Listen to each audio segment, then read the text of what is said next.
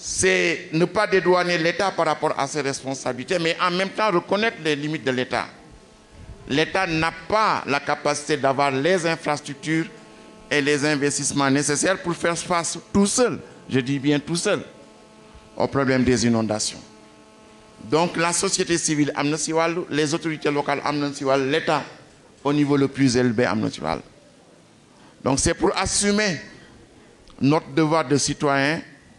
que nous nous sommes engagés à ça. Il était non seulement nécessaire de faire quelque chose, mais il était également possible de faire quelque chose. Lolo tax ñu dugg ci pour woné ni ñun daaw jël nañu 500 tay jël nañu 600 amna ñu nu ëpp doolé fouf tay su leen neexoon ñu jël 4000 ñu won leen yoon yu rek daal di junj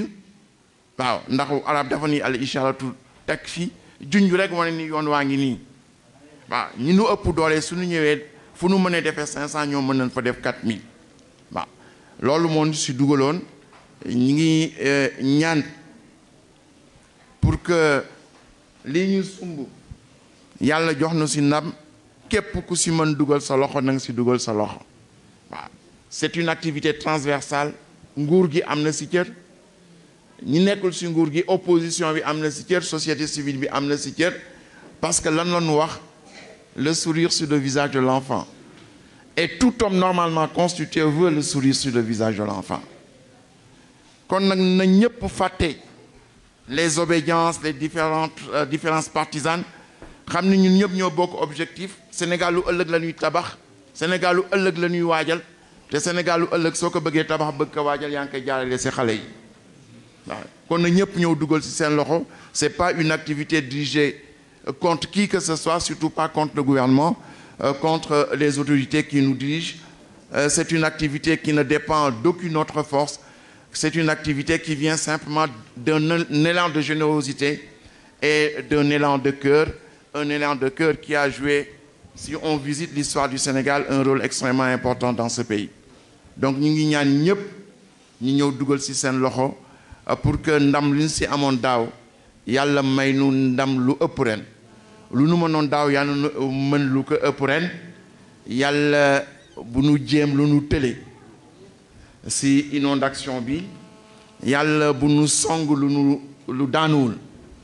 yàlla bu nu yootu lu nu jotul yàlla bu nu namm itam lu nu amul yàlla mën na ko yàlla nu ko defal ngeen may ma nag mën nuyu bu baax nag Pape Dia et à travers lui l'ensemble du mouvement des éclaireurs. Mën nañu wax ni su fekkee ni am nañu succès daaw c'est à cause de la compétence et de l'expertise plusieurs phases séculaires du mouvement des éclaireurs. Ñoom ñoo encadré xale yi d'une manière bu nga xam ne bi ñun mënu leen encadré te pourtant ñun mën nañu encadré xale ndax moom lañu doon suñu ay maam daara ay xale yu tuuti ngay jël dina entraîner soo demee que daara Cheikh Seydou Mohamed Moustapha il y a 600 gosses pas seulement 21 jours mais pendant toute l'année. Des xale ña nga fa de l'école maternelle à la 4e année de médecine. Donc les différentes générations sont là-bas. Ñi ngi nekk à l'école di fi jàng mais en même temps ñi ngi leen di waajal ci seen wàllu diine pour jàngal leen nan la ñu jaamoo yàlla ndax yàlla doo ko jaamoo ni nga bëggee da nga jaamoo ni mu ko bëggee moom te ni mu ko bëggee def ko def ci ay téere bàyyi ko fi donc téere yooyu fa la bu doo nga jàngal leen pour nga mën jaamoo yàlla ni ko yàlla bëggee waaw. Donc grâce à cette expertise plusieurs phases séculaires moo tax ñu mën encadrer xale yi d'une manière bu nga xam ne suñu bàyyoon ak ñoom xëy na encadre boobu maa boobu duñ ko mën def di remercier Oumar Ly au niveau des collectivités éducatives li mu ñëw ren joxe expertise am nous aurons donc une diversité de compétences et nous entendons tirer le maximum de profit de cette expérience également plusieurs phases séculaires waaye ngeen may ma belal nuyoo Medina Mboup ndax depuis 2 ans le budget de transport est un budget extrêmement lourd. Ouais, depuis 2 ans, daaw ak ren yëpp ñoo mettre à notre disposition leur bus et leur Ndiaga Ndiaye qui transportent gratuitement les enfants de leur lieu de résidence jusqu'au site des camps. Dañ leen di faral di fàtte nag def nañu ay film lu ne wax nañ ko mais du leen tudd ma bëggoon nag profiter ci occasion boobu pour dire Médina jërëjëf yal na yàlla yàggal teraanga sa loxo. Loo mën ren yal na nga mën déwén lu ko ëpp di nuyu ñi fi teew ñëpp waaw nuyu itam Njoogu Fay ak Medina Mbuub la di nuyu itam Njoogu Fay ni Medina Mbuub di méttee di ñu joxe ay bus noonu la itam Njoogu Fay di ñu joxe ay oto ce qui facilite largement les transports ñu bëggoon nag fu ngeen mënti nekk ci Sénégal képp ku mën dugal loxoom au niveau de la mobilisation des ressources ngeen xiir ko pour mu ñëw dugal loxoom ndax yàlla yonent bi dañuy kaana rasulullah sallallahu alayhi wa sallam jawaadan yonent bi dafa taboon waaye ñu ni fi mu naan gën a wone ni dafa tabe ci weeru koor la ko daan defee daf daan dugal ci poosam di ñuqi di dugal ci poosam di ñuqi di dugal ci poosam di ñuqi ndax xam bi mu xam yiw wi nekk ci weeru koor ndax yàlla nee na lépp loo def ci weeru koor man maa koy fayal sama bopp ndax jaamu yàlla boo gis doomu aadama ka moom ba mu des weeru koor man gëm naa ni doomu aadama man maa tax mu def ko ndax gistal mu ni ci am ndax ku nekkoon sa biir nekk lekk sa ceebu jën ba fees del ba sa biir fees del nga naan sa ndox soo génnee ni dama woor amul kenn ku ko mën weddi waaw kon nag su fekkee ni doomu aadama faat na ay bànneexam faat na bànneexu lal faat bànneexu lekk ak naan ngir man yàlla ne kenn du ko fay man maa koy fayal sama bopp waaw ñu ngi remercier la presse qui a joué un très grand rôle pour faire connaître Inondation au niveau de la couverture médiatique. Et la couverture médiatique joue un grand rôle pour le succès de cette opération-là. Yàlla baax na bien ka xamee noonu daaw dimbali ngeen nu bu baax a baax ni ngeen nu taxawoo daaw ñu ngi leen di laaj ñaan itam ngeen taxawoo nu loolu mën na ko sañ na ko attan na ko itam yàlla nañ ko defal kàddu yooyu rek la bëggoon sànni di remercier aussi les parents à travers la personne de Ndeye Khady Gueye ndax parents yi nu wóolu ba jox nu seen ay doom yaakaar bi nu am ba jox nu seen ay doom yaakaar boobu yàlla bu mu tas yaakaar bi nu am si ñun yàlla bu mu tas yaakaar bi nu am si ñoom yàlla bu mu tas yaakaar bi nu am ni képp kuy sénégalais normalement constitué daal dugal sa loxo si mbir mi itam yàlla bu mu tas kàddu yooyu rek la bëggoon sànni di remercier aussi les parents à travers la personne de Ndeye Khady Gueye ndax parents yi nu wóolu ba jox nu seen ay doom yaakaar bi nu am ba jox nu seen ay doom yaakaar boobu yàlla bu mu tas yaakaar bi nu am si ñun yàlla bu mu tas yaakaar bi nu am si ñoom yàlla bu mu tas yaakaar bi nu am ni képp kuy sénégalais normalement constitué daal dugal sa loxo si mbir mi itam yàlla bu mu tas encore une fois monsieur le maire et au nom de tous les sa taxawaay rafet na yàlla na nga ko yàgg taxawee ñu yàgg fi ñëw di la fi yàgg fekk wasalaamu aleykum wa rahmatullahi taala wa barakaatu.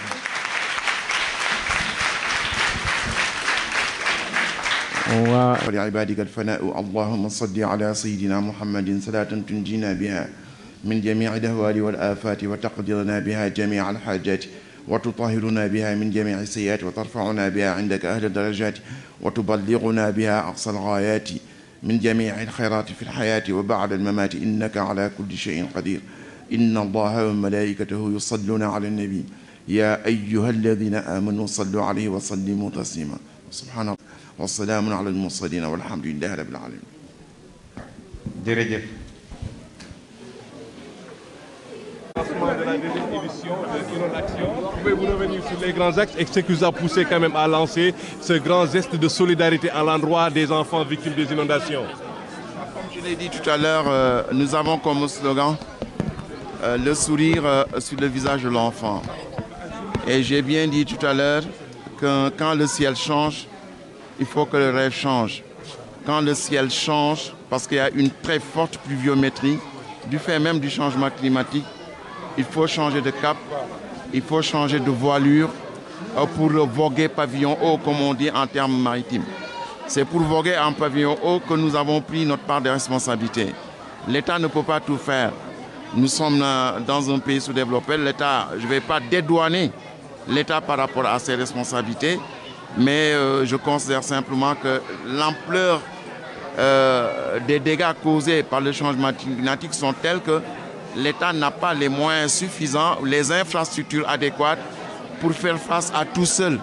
à ce problème-là. C'est pourquoi il faut que tout le monde mette la main dans la pâte et qu'on essaye, chacun à son niveau,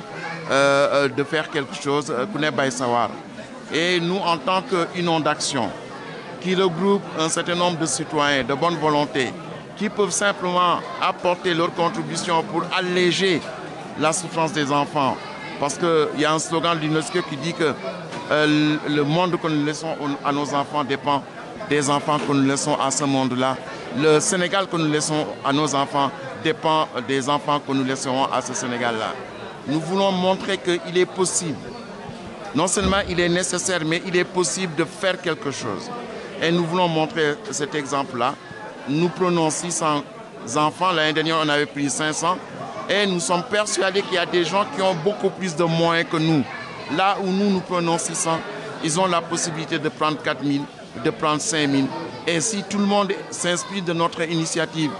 fait la même chose, nous sommes persuadés qu'avec les efforts de l'État et les efforts des collectivités locales, des autorités locales, qui sont vraiment au cœur du problème, peut-être qu'avec la grâce d'Allah et à cause de la bénédiction du mois de Ramadan, nous pouvons trouver une solution à cette catastrophe naturelle. Mais s'il vous plaît, est-ce que vous avez un système de suivi par rapport à ça? Nous sommes concentrés sur une activité ponctuelle, qui est l'activité de 21 jours durant les vacances. Mais comme vous dites, il est extrêmement important d'avoir un programme pérenne, un programme qui va pas seulement s'occuper du problème des enfants inondés, mais du problème des enfants d'une manière générale. Par exemple, nous pouvons tout à fait, l'autre jour, je parlais avec l'ambassadrice des États-Unis et elle me disait que pourquoi pas, il faut l'étendre au niveau des talibés et avoir un programme enfant, un programme enfance. Donc, le problème du suivi rentre dans ce cadre-là. Nous pouvons tout à fait faire le listing des enfants et voir aujourd'hui les enfants que nous avons ici, quels sont les enfants qui sont à l'école primaire, à l'école secondaire, et essayer de voir au premier semestre de l'année prochaine quelles sont les performances de ces enfants-là. Si ce sont des performances adéquates, on les renforce. Si ce sont des performances défaillantes, on va créer les conditions pour pallier cette défaillance-là et replacer l'enfant dans des conditions qui lui permettront de réussir au niveau scolaire. Ce type de suivi-là, nous sommes en train de l'élaborer. On ne l'a pas mis en œuvre pour l'instant, mais on est à la phase simplement d'étude et à la phase d'élaboration. Là également, nous avons besoin du concours de tout le monde. Nous avons besoin du concours de l'UNESCO, du concours de l'UNICEF, du concours de la Banque africaine de développement, de la Banque islamique de développement, du concours du ministère de l'Éducation nationale. Nous pouvons venir avec le capital symbolique que nous représentons. Peut-être nous pouvons réussir quelque chose que l'État aura déjà.